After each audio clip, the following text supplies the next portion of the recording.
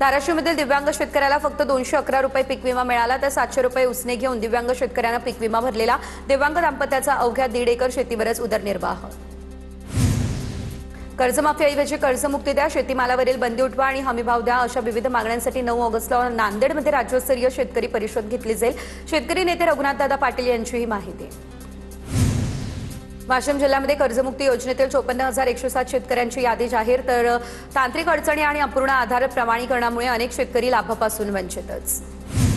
प्रधानमंत्री पीक विमा योजनेमध्ये अर्ज करण्याची अंतिम मुदत वाढवली, 10 ऑगस्टपर्यंत शेतकऱ्यांना अर्ज करता येणार। यवतमाळ या ठिकाणच्या बेंबळा प्रकल्पाचे 20 दरवाजे उघडले, पाण्याचा विसर्ग मोठ्या प्रमाणात सुरू, त्यामुळे परिसरातील शेती पूर्णतः पाण्याखाली। मुबारपूर, राऊत, सावंगी, हस्तपूर, गवंडी, खर्डा आणि परिसरातील इतर गावांमध्ये 4,000 हेक्टर शेतीचं झालं नुकसान। जळगाव या ठिकाणच्या मुक्ताईनगरमध्ये अतिवृष्टीमुळे शेतकऱ्यांचं मोठं नुकसान झालं, हातातोंडाशी आलेलं पीक हिरावलं, त्यामुळे शेतकरी हवालदिल। बुलडाण्याच्या मलकापूरमधील शेतांमध्ये 3 दिवसांनंतरही पाणीच उत्पन्न झालं। शिबिरामध्ये विविध शासकीय सेवांचा लाभ देत लाभार्थी नागरिकांना विविध दाखल्यांचं वाटप देखील करण्यात आलेलं आहे।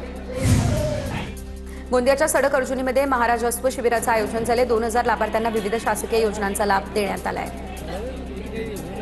भिवंडीमधील धोकादायक इमारतीच्या पाडकामासाठी पालिकेकडून हालचाली तीव्र करण्यात आलेल्या आहेत। इमारत दुर्घटनेनंतर पाडकामाला रहिवाशांचा विरोध आहे, पर्यायी निवासाबाबत लेखी आश्वासन मिळाल्याशिवाय पाडकाम करू नका, रहिवाशांनी ही मागणी केली आहे। नंदुरबारच्या तोरणमाळमध्ये पर्यटनासाठी गेलेल्या 2 गटांमध्ये राडा झालेला आहे। सीताखाई पॉईंटवरती 2 गट भिडले, त्यामुळे काही काळ तणावाचं वातावरण निर्माण झालं। मद्यधुंद पर्यटकांमुळे पर्यटनस्थळी महिला सुरक्षेचा प्रश्न ऐरणीवर आला। संबंधित व्हिडिओ 4 ते 5 दिवसांपूर्वीचा आहे, अशी प्राथमिक माहिती मिळते। ईडीने बंधू अशोक खराच्या मनी लॉन्ड्रिंग प्रकरणामध्ये नवे पुरावे सादर केले आहे। 1,000 रुपये किमतीच्या अंगठ्यांची जोडी भक्तांना 2,62,000 विकलेली आहे। जप्त केलेल्या अंगठ्या बनावट असल्याचं उघडकीस आलेलं आहे। ईडीने कोर्टात सादर केलेल्या कागदपत्रांमध्ये हा संपूर्ण प्रकार समोर आला आहे।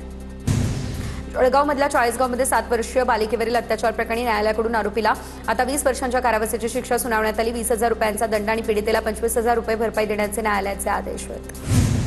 नंदुरबार मार्गे धावणारे खानदेश एक्सप्रेस आता आठवड्यातून 6 दिवस धावणार आहे। नंदुरबारचे खासदार असलेले गोपाल पाडवी यांच्या पाठपुराव्याला यश आलंय। विद्यार्थी, नोकरदार आणि राजकीय नेत्यांना मुंबई जाण्यासाठी खानदेश एक्सप्रेस अत्यंत महत्त्वाची रेल्वे आहे।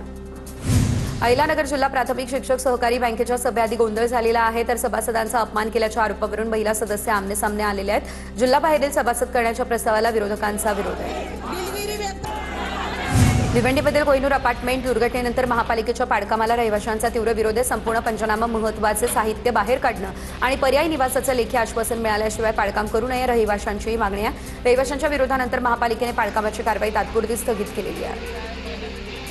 कल्याण डोंबिवली स्मार्ट सिटी प्रकल्पातील 329 सीसीटीव्ही कॅमेऱ्यांपैकी 102 कॅमेरे बंद असल्याचं समोर आलं, त्यामुळे पोलीस तपास आणि वाहतूक व्यवस्थापनामध्ये अडथळे निर्माण झाले।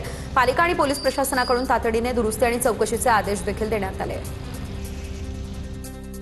इचलकरंजी महानगरपालिकेने आपत्ती व्यवस्थापनात समाज घटकांचा सहभाग वाढवण्यासाठी 6 तृतीयपंथीयांची रेस्क्यू फोर्स स्थापन केले। या पथकाला पंचगंगा नदीकाठी प्रत्यक्ष पूर बचावाचे विशेष प्रशिक्षण देखील देण्यात आले आहे। शेगाव नगर परिषदेने शहर सौंदर्यीकरणासाठी खरेदी केलेलं साहित्य नगर परिषदेच्या आवारातच अडगळीत पडल्याचा आरोप आहे। नागरिकांच्या पैशांचा अपव्यय झाल्याचा सवाल देखील उपस्थित करण्यात आलेला आहे। प्रशासनाकडून स्पष्टीकरणाची मागणी केली जाते। फ्रेंडशिप डे निमित्त अभिजित दिपके यांना चिमुकल्यांकडून शुभेच्छा देण्यात आलेल्या आहेत। छत्रपती संभाजीनगरमधल्या निवासस्थानी अभिजित दिपके यांना भेटण्यासाठी नागरिकांसह जेनझी तरुणींची गर्दी आणि तरुणांची गर्दी दिसली आहे। संगमनेरमध्ये पाकिस्तानी सौंदर्य प्रसाधनांचा साठा जप्त झालेला आहे। पाकिस्तानात तयार होणारी गोरी ब्युटी क्रीम आणि गोरी डे अँड नाईट क्रीम विक्रीसाठी उपलब्ध असल्याचा प्रकार समोर आलेला आहे, तर संबंधित दुकानदाराविरुद्ध संगमनेर शहर पोलीस ठाण्यामध्ये गुन्हा दाखल करण्यात आला। उत्पादनांच्या विक्रीबाबत एफडीएकडून पुढील तपास आता सुरू आहे।